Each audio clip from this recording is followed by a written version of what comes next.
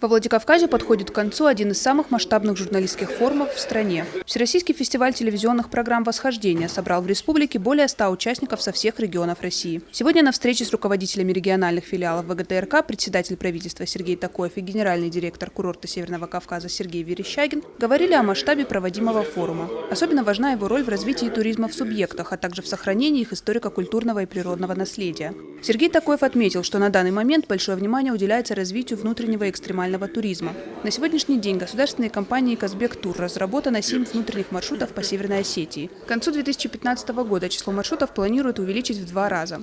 За последние годы спрос на разносторонний отдых среди российских туристов растет. Именно это должно стать особенностью курортов Северного Кавказа, по мнению Сергея Верещагина. У нас есть вся возможность предложить и захватить этот рынок российского туриста.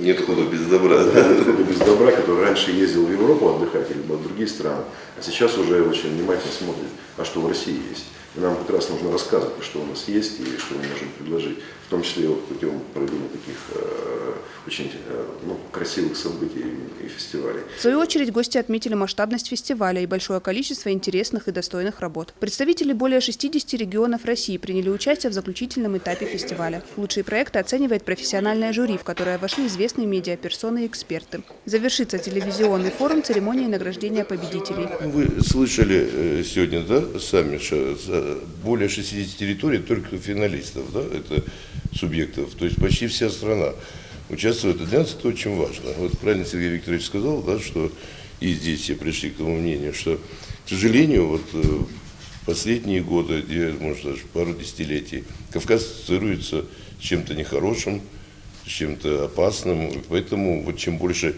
людей вы видели, люди первый раз сами зовут, а это журналисты, это люди, которые доводят. В основном они формируют общественное мнение, и во многом благодаря их коллегам и сегодня такое мнение о Кавказе. Поэтому надо обратный процесс тоже начинать. И это очень важный шаг в этом направлении, на наш взгляд.